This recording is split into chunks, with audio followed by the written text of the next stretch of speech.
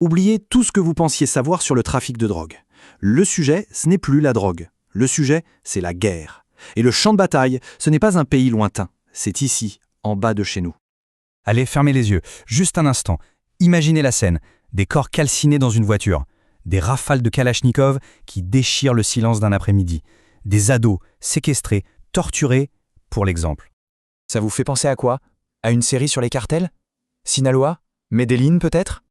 Non, on est à Marseille, à Valence, à Nîmes ou à Dijon. On est en France.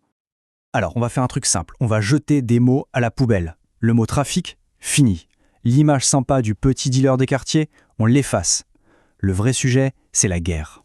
Et pour cette guerre, il y a un mot terrible, un mot qui a été lâché, pas par un journaliste, non, par les magistrats eux-mêmes. Le voici, narcoterrorisme. Ce n'est pas une projection, c'est un diagnostic. On y est. Pour comprendre cette guerre, il faut savoir qui sont ces généraux. Acte 1. Les nouveaux rois. Oubliez le milieu à l'ancienne, celui des films, avec ses codes d'honneur. C'est terminé. Aujourd'hui, on parle de clans. La DZ Mafia, le clan Yoda. Leur objectif n'est plus de gagner un territoire, c'est d'effacer l'autre, de l'anéantir, purement et simplement. Et pour ça, ils ont importé un mode d'emploi. Celui des cartels mexicains. Le but, ce n'est plus de vendre, c'est de régner par la terreur. On kidnappe, on torture et on filme. Et ces vidéos, on les diffuse sur les réseaux sociaux, comme une simple pub pour sa marque. Mais le plus terrifiant, ce ne sont pas les rois, ce sont leurs soldats. C'est l'acte 2, l'ubérisation de la mort. Avant, pour tuer quelqu'un, il fallait un pro. C'était rare, ça coûtait une fortune. Aujourd'hui, on recrute sur Snapchat. Ce ne sont plus des tueurs, ce sont des jobbers. 20 000 €, c'est le prix pour un job. Le profil du jobber, un gamin de 14, 15, 16 ans, qui traverse la France pour faire un billet. 2 000 €, c'est le tarif pour incendier une voiture, c'est moins cher qu'un scooter d'occasion. Le problème, c'est que ces tueurs low cost sont des amateurs. On leur donne une Kalachnikov, une adresse, et ils tirent dans le tas. Souvent, ils ratent leur cible et ils tuent une mère de famille qui rentrait chez elle, un étudiant qui attendait son bus. Des dommages collatéraux, comme on dit. Un enquêteur a résumé la situation avec une phrase qui vous glace le sang.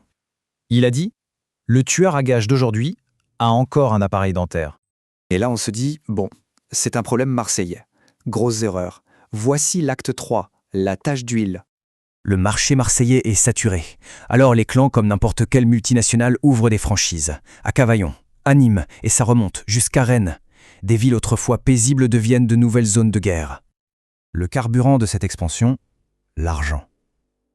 Le chiffre d'affaires du trafic en France est estimé à 3 milliards d'euros par an. Et avec 3 milliards, on n'achète pas que le silence, on achète des consciences.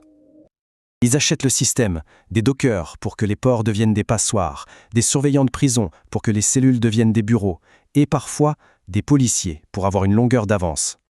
Et c'est là qu'on comprend le vrai projet. L'objectif final, ce n'est plus d'échapper à l'État, c'est de le remplacer. Dans certains quartiers, c'est déjà le cas. Ce sont eux qui font la loi, eux qui rendent la justice, eux qui donnent du travail. Et voilà le vrai sens du mot narcoterrorisme. Ce n'est pas la violence en fait. C'est ce moment précis, ce point de bascule, où la peur du cartel devient plus forte que la peur de la loi. Un juge antiterroriste a eu cette phrase « Je crains la mexicanisation ». Et quand il dit ça, il ne parle pas de gastronomie. Il parle d'un pays où le juge commence à avoir plus peur que le criminel. C'est l'ironie finale de cette guerre. D'un côté, les soldats, les jobbers à l'appareil dentaire, finissent en prison ou au cimetière. De l'autre, les commanditaires gèrent leur business depuis une villa à Dubaï. Intouchables. Ce qui nous laisse avec une question toute simple et terrifiante. Quand le juge a plus peur que le criminel, qui fait la loi ?